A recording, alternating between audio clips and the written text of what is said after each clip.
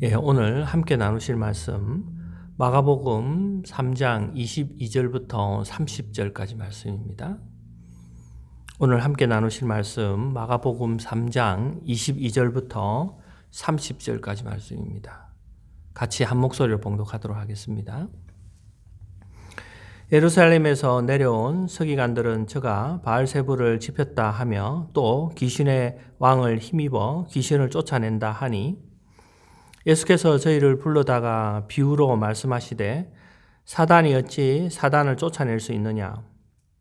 또 만일 나라가 스스로 분쟁하면 그 나라가 설 수 없고 만일 집이 스스로 분쟁하면 그 집이 설 수 없고 만일 사단이 자기를 거스려 일어나 분쟁하면 설 수 없고 이에 망하느니라. 사람이 먼저 강한 자를 결박치 않고는 그 강한 자의 집에 들어가 세간을 넉달지 못하리니 결박한 후에야 그 집을 넉달하리라. 내가 진실로 너희에게 이르노니 사람의 모든 죄와 무릇 해방하는 해방은 사심을 얻되 누구든지 성령을 해방하는 자는 사심을 영원히 얻지 못하고 영원한 죄에 처하느니라 하시니 이에 저희가 말하기를 더러운 귀신이 들렸다 함이러라. 아멘. 오늘 말씀 위해서 기도하겠습니다. 거룩하신 하나님 아버지 참 감사합니다. 저희에게 마가복음을 통해서 귀한 은혜를 내려주시고 또 영상 앞에 나와서 이렇게 하나님의 말씀을 들으려고 하는 귀한 성도들 머리 위에 성령의 기름을 부어주셔서 이들이 정말 하나님의 말씀을 더 깊이 깨달을 수 있는 은혜를 내려주시옵소서. 이 시간 전하는 자나 듣는 자나 말씀 가운데 하나님의 은혜를 깊이 경험할 수 있는 귀한 시간 되게 하여 주시옵소서. 주님의 은혜를 간절히 구합니다. 이 모든 말씀 거룩하시고 존귀하신 예수님의 이름으로 기도합니다. 아멘. 도널드 맥클로우의 책 내가 만든 하나님에서 현대인들이 하나님의 성품을 곡해하는 방식을 재미있게 설명합니다. 나의 목적을 위한 하나님, 나의 이해에서 비롯된 하나님, 나의 체험에서 비롯된 하나님. 이러한 하나님은요, 인간의 입맛에 의해서 만들어진 신이지 성경에서 말하는 하나님이 아니라고 합니다. 예수님 당시에 예루살렘의 종교 지도자들도 자신들의 입맛에 맞는 하나님을 섬겼습니다. 그들은 갈릴리에서 예수님이 행하신 이적과 기사들로 인해서 수많은 사람들이 예수님을 따른다는 소식을 접했습니다. 그들은 예수님을 제압하도록 예루살렘에서 갈릴리로 서기관을 보냅니다. 22절입니다. 예루살렘에서 내려온 서기관들은 저가 바알세불을 지폈다 하며 또 귀신의 왕을 힘입어 귀신을 쫓아낸다 하니 그들은 놀라운 능력을 행하는 예수님의 기적과 이적을 보고 도저히 반박할 수 없었습니다. 그들은 예수님을 미쳤다고 하고 귀신들이 예수님의 말에 순종함으로 귀신의 왕인 바알세불의 도움으로 이러한 일을 행하고 있다고 소문을 냅니다. 이에 예수님은 저희를 불러다가 비유로 말씀하십니다. 23절입니다. 예수께서 저희를 불러다가 비유로 말씀하시되 사단이 어찌 사단을 쫓아낼 수 있느냐. 예수님은 사단은 같은 편인데 어찌 싸울 수 있느냐 이렇게 되물으신 거죠. 그리고는 24절에 또 만일 나라가 스스로 분쟁하면 그 나라가 설 수 없고 만일 집이 스스로 분쟁하면 그 집이 설 수 없고 만일 사단이 자기를 거스려 일어나 분쟁하면 설 수 없고 이에 망하느니라. 나라가 분쟁하면 바로 설 수 없습니다. 역사적으로 외부에 침입해서 망한 일보다요. 스스로 분쟁에 의해 가지고 망한 나라가 훨씬 많습니다. 우리나라 같은 경우에도요. 고구려가 망한 이유가 적의 침략에 의해서가 아니라 내분에 의해서 망했습니다. 또 가까이는 조선시대 같은 경우에 조선이 망할 때도요.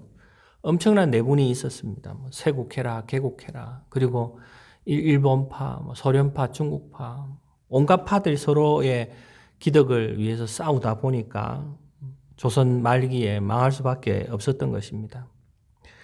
또 집이 분쟁하면 그 집이 바로 설 수가 없습니다. 보통 재산 때문에 형제들끼리 분열하고 싸우는 경우가 많습니다. 그때 우리는 그러한 집안을 콩가루 집안이라고 이렇게 말하지 않습니까? 그러니까 그 집 바로 설 수 없다는 것을 우리는 알 수 있는 거죠. 하물며 사탄도 분쟁하여 서로 세울 수 없고 분쟁하면 서로 같이 자멸한다는 것입니다. 예수님은 사탄도 그렇는데 어떻게 사탄이 사탄의 능력으로 사탄을 쫓아낼 수 있느냐 이렇게 말씀하신 거죠. 예수님은 사탄보다 더 큰 힘으로 그들을 결박하고 우리를 구원하신다고 말씀하십니다. 27절입니다. 사람이 먼저 강한 자를 결박하지 않고는 그 강한 자의 집에 들어가 세간을 넉달치 못하리니 결박한 후에야 그 집을 넉탈하리라. 여기서 강한 자는 사탄을 의미합니다. 그들을 결박하는 자는요, 성령의 힘을 사용하시는 예수님이십니다. 예수님은 성령님의 힘으로 사탄을 결박하고 하나님의 일을 하고 있다. 이것을 말씀하고 있는 것입니다. 예수님은 성령님의 사역을 귀신의 일로 모는 그들을 향해 이렇게 말씀하십니다. 28절입니다.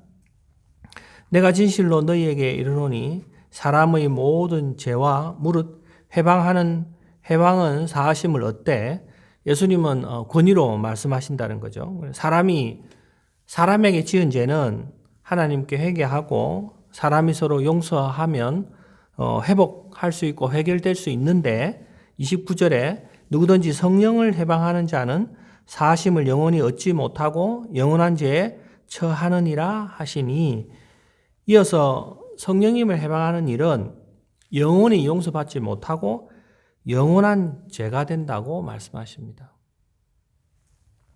여기서 해방이라는 원어의 뜻은요, 해를 끼친다 이런 뜻입니다. 사람이 하나님 일에 해를 끼치는 것, 그것은 용서받을 수 없다는 것입니다. 사무엘상 2장에요, 엘리의 아들들에 대한 이야기가 나옵니다. 엘리의 아들들은 행실이 나빠서 여호와를 알지 못하더라 이렇게 12절에 기록되어 있습니다. 여기서 여호와를 알지 못하더라 하는 이 말은요, 그들이 단순히 하나님에 대한 지식이 없었다는 의미를 말하는 것이 아닙니다.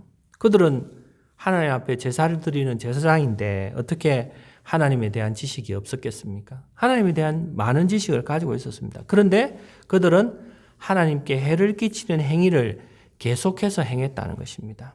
사무엘서 2장 12절 이하에 보면요, 그들이 하나님 앞에 어떻게 해를 끼쳤는지가 기록되어 있습니다.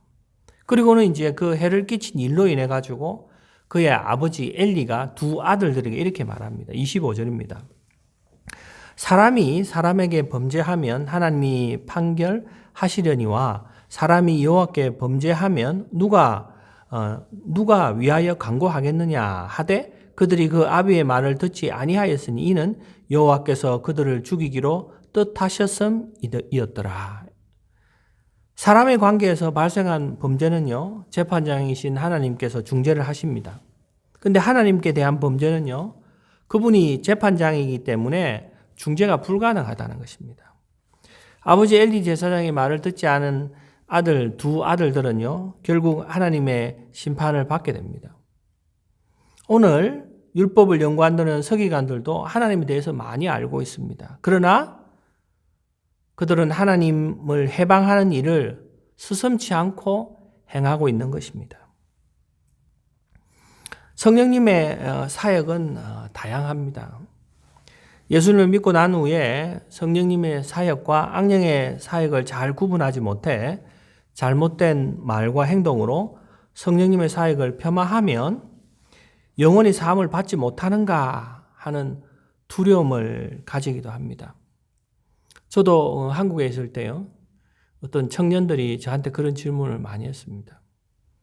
자기가 교회에서 새벽에 방언을 하고 기도하는 사람들을 보면요, 자기 경험하지 못했으니까 저게 무슨 하나님의 일인가 하는 그 마음속으로 나쁜 생각도 하고 또 다른 사람한테 그런 말들도 했다는 거예요.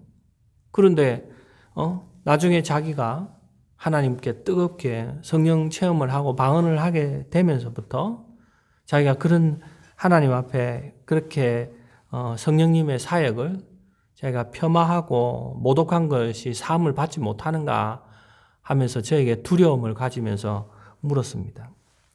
저는 아니라고 이야기해 줬습니다. 왜냐하면 오늘 본문에서 예수님이 하신 말씀은 현재형으로 기록되어 있습니다. 이 현재형으로 기록되어 있는 것은요, 일회성이 아니라 지속적으로 반복적으로 나타내는 행위를 의미합니다. 예수님이 영원히 사하심을 얻지 못한다는 말씀은요, 서기관들이 지속적으로 반복적으로 성령을 해방하는 행위를 계속해서 한다는 것을 말하는 것입니다. 예루살렘에서 내려온 서기관들은 지속적으로 악의를 가지고 비판하고 모독하는 그런 일들을 계속해서 행했다는 것입니다. 또한 믿음을 가지기 전에 성령님을 방해하고 해방한 것에 대해서 회개하고 믿음으로 용서를 받을 수 있습니다. 바울도 소명을 받기 이전에요, 스데반 집사님을 포함해서 수많은 그리스도인들을 박해하고 해방했지만 하나님으로부터 용서를 받았습니다. 디모데전서 1장 13절에 보면요, 내가 전에는 해방자요 핍박자요 포행자였으나 도리어 긍휼을 입은 것은 내가 믿지 아니할 때에 알지 못하고 행하였음이라. 바울도 성령 해방자였습니다. 그리스도 예수님을 구주로 영접한 이후에 사도가 된 것입니다. 고의로 계속해서 해방하는 죄는 영원히 용서받지 못합니다. 그러나 바울처럼 깨닫고 회개하면 용서받게 됩니다. 그래서 신학자 알포드는요, 이렇게 성령 해방죄를 말합니다. 성령에 반항하기로 작정하고 고집하는 마음의 상태라고 표현했습니다. 예수님 당시에 예루살렘에서 내려온 서기관들은요, 성령님께 반항하기로 작정하고 예수님의 사역을 해방하기 위해서 온 것입니다. 예수님으로부터 성령의 해방죄라는 제명을 받은 그들의 마음에는 무엇이 자리하고 있었기에 성령 해방죄를 저지를 수 있었을까요? 크게 세 가지가 그들의 마음에 자리하고 있었습니다. 첫 번째는 고정관념과 편견이었습니다. 인간은 어떠한 시각을 가지고 어떻게 보느냐에 따라서 인생이 달라집니다. 예수님은 북쪽 갈릴리 호수에서 제자들을 선택하시고 남쪽 유다에서 제자들을 선택하지 않으신 이유가요, 그 남쪽 유다의 사람들이 가진 고정관념과 편견 때문이었습니다. 북쪽 갈릴리 사람들은요, 아주 개방적이었는데 그들은 변화를 받아들이고 율법이 아닌 예수님의 복음을 받아들일 정도로 고정관념과 편견이 없는 사람들이었습니다.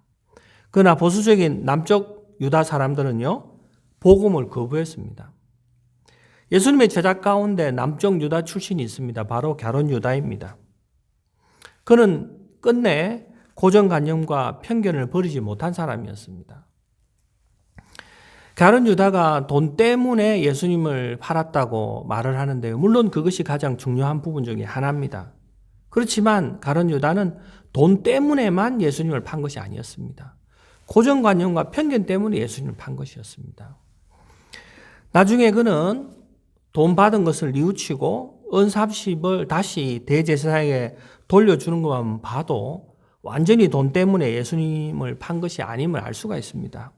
그가 예수님을 판 것은요, 자신이 믿고 생각해온 메시아에 대한 고정관념과 편견이 있었기 때문입니다. 그는 메시아는 강인하고 용맹스러운 존재라고 생각했습니다. 메시아가 로마를 정복하고 이스라엘을 다스릴 왕으로 생각을 했습니다. 그러나 메시아이신 예수님은요, 고난받는 종의 모습이었습니다. 약한 자, 가난한 자, 병든 자들을 돌보시고 그들을 가르치셨습니다. 또한 사람들이 왕으로 예수님을 세우려 할 때요, 예수님은 그 자리를 떠나버리셨습니다. 마침내 메시아이신 예수님이 제자들의 발을 씻기신 것입니다. 그는 예수님의 섬김의 그 마음을 전혀 모르고요, 자신이 가지고 있는 편견과 선입관을 바꾸지 못했습니다. 하나님의 새로운 변화에 적응을 하지 못한 사람이었습니다. 잘못된 고정관념과 편견은요, 보통 전통으로부터 과거에 형성된 것입니다. 오늘 서기관들은 잘못된 고정관념과 편견을 가지고 예수님을 바라본 것입니다. 두 번째는 교만입니다. 가장 치료하기 힘든 환자는요, 자기 병을 다 알고 있다고 생각하는 사람입니다. 모든 치료는 자신의 병을 인정하고 도움을 청할 때 시작됩니다. 그런데 교만하게 자신이 알고 있다고 생각하기 때문에 치료하기 힘든 것입니다. 자기 자신에 대해서 모든 것을 확신하는 거죠. 교만은 자신을 높이려는 마음이고 자기 자신을 확신하는 마음입니다. 예루살렘에서 내려온 서기관들은요, 자기 자신을 확신해서 예수님을 판단하고 또 비판하는 교만을 가지고 있었습니다. 자기들이 성경을 다 안다는 거예요. 율법을 다 안다는 거예요. 그 예수님을 판단하고 비판한 거죠. C.S. 루이스는요, 순전한 기독교에서 교만에 대해서 이렇게 말했습니다.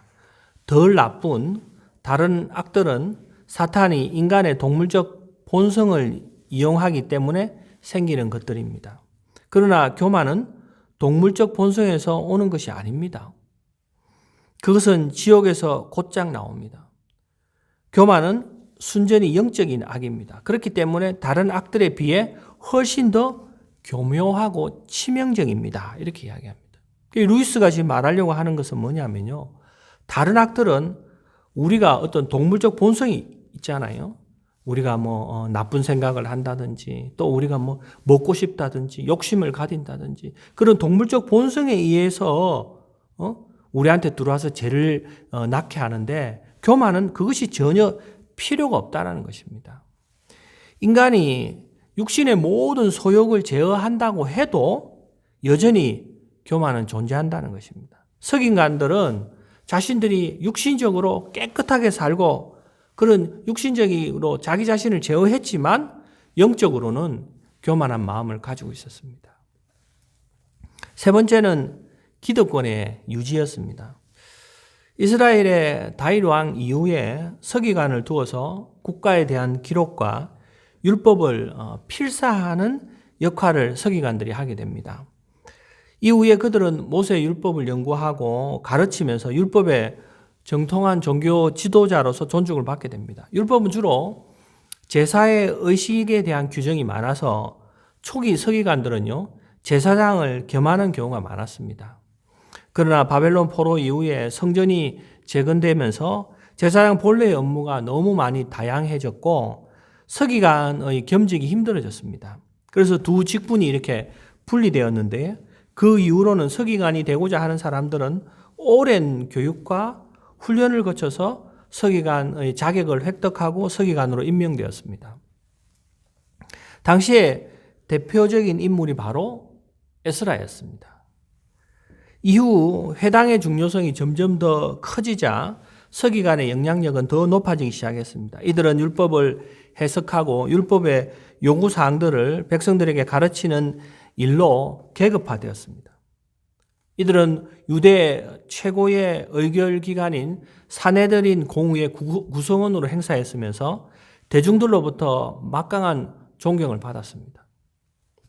그들은 예수님이 등장하면서부터 율법이 약화되고 또 자신들의 기득권이 무너질 걸 염려했습니다. 그들은 굉장히 똑똑했죠. 예수님은 율법을 가르치지 않으니까 예수님을 따른 사람들이 율법을 인정하지 않고 율법을 높이지 않으면 자기의 기득권이 사라진다, 무너진다고 생각한 거죠. 굉장히 똑똑하게 생각을 한 거죠. 그래서 의도적으로 성령의 일을 마귀의 일로 돌렸습니다. 그들은 예수님의 가르침과 근위와 능력을 알았습니다. 그런데 단지 그들의 기득권을 유지하기 위해서 예수님을 해방하고 성령님을 해방한 것입니다. 맥스 루케이도의 예수님처럼에서 나온 내용입니다. 100여 년 전에 아일랜드에 있던 한 여자의 이야기입니다. 이 여자는 매우 부자였지만 매우 검소했습니다. 그런 여자가 자기 집에 제일 먼저 전기를 들여놓겠다고 하자 사람들이 놀랐습니다. 전기를 가설하고 몇 주 후에 계란기 금치문이 찾아왔습니다. 금치문은 전기가 잘 되고 있는지 묻자 여자는 그렇다고 대답을 합니다. 금치문은 또 물었습니다. 도대체 영문을 모르겠군요. 부인 댁의 계란기가 거의 움직이지 않았습니다. 전기를 쓰고 계신 겁니까? 이렇게 물었습니다. 그랬더니 여자는 물론이죠 라고 답했습니다. 저녁 때마다 해가 지면 촛불을 붙이는데 필요한 시간만큼 전기불을 켜지요. 그리고 꺼버려요. 전기가 그녀의 집에 들어왔지만 그 여인은 여전히 전기를 사용하지 않았습니다. 그 집에는 전기가 연결되어 있었지만 달라진 것이 없었습니다. 지금 서기관들이 이런 실수를 하고 있는 것입니다. 하나님께서 예수님을 이 땅에 보내주셨고 성령님으로 말미암아 하나님의 나라를 세우고 있을 때에 예수님을 거부하고 있는 것입니다. 예수님을 통한 하나님의 풍성한 은혜와 사랑을 전혀 누리지 못하고 있는 것입니다. 오늘날 우리가 이 똑같은 실수를 하지 말아야 됩니다. 혹시 내 안에 고정관념과 편견으로 가득 차 있습니까? 혹시 내 안에 교만과 욕심으로 가득 차 있습니까? 예수님은 자신 안에 모든 것을 비우셨습니다. 하나님 아버지는 자신을 비우신 예수님을 성령님으로 충만하게 하셨습니다. 또한 은혜와 진리로 충만하게 하셨습니다. 하나님의 모든 충만으로 예수님을 충만하게 하신 것입니다. 내 안에 가득 차 있는 고정관념, 편견, 교만, 욕심 등을요, 성령님의 능력으로 다 피우고, 성령님께 맡기고 다 피우고, 겸손하고 정결한 마음으로 예수님께서 주시는 모든 충만으로 가득하게 이 세상을 살아가는 저와 여러분 되기를 간절히 축원합니다. 기도하시겠습니다. 거룩하신 하나님 아버지 참 감사합니다. 하나님께서 저희를 사랑하셔서 정말 예수 그리스도의 복음을 우리에게 주시고 우리가 이 변화된 이 복음으로 이 세상을 정말 기쁘게 살아갈 수 있도록 주님 도와주시옵소서.